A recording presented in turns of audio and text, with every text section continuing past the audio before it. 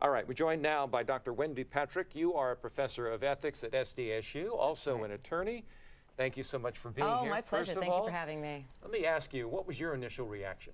Well, what was shot down was his claim to have been in the helicopter that was hit by rocket-propelled grenades. But I think what really struck me is the way he responded to it.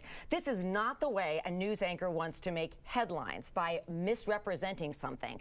The issue now is, why was it a misrepresentation? Is it, in fact, faulty memory, innocent misrecollection, or intentional misrepresentation? And that really is at the heart of the firestorm of news coverage we have seen taking place over the last 48 hours. Right, and there may be a psychologist that could tell us that, yes, he did infuse this into his memory and he did think it was part of his reality.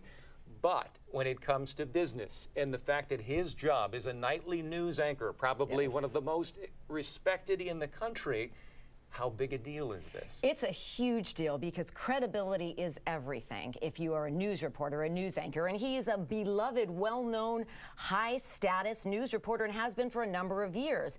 People bring you into their homes at night. They watch you. You're a part of their family. And that's one of the reasons so many people are disappointed. The apology that he gave, and he jumped right on it. In a credibility crisis like this, he stepped up and made an apology. But was it enough? It was necessary, but not sufficient in the court of public opinion.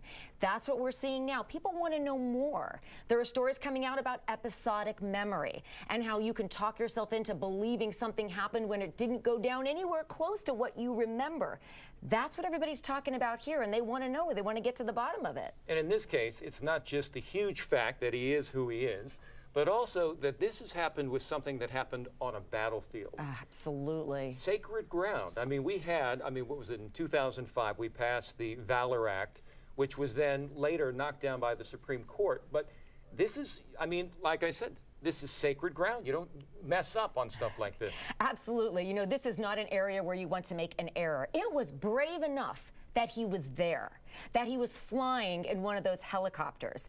The embellishment or the misremembering, whatever it turns out to be, we may never know. But whether or not this story blows over is going to be due in part to how he handles it from now on. And I believe we have not heard the last of him and the last of his explanations, because you're absolutely right. It's a double whammy to have a famous news personality reporting about military experiences, because exactly of what you point out. It's sacred ground, and these are two of the reasons this story has gotten as big as it has. Yeah, so huge for him.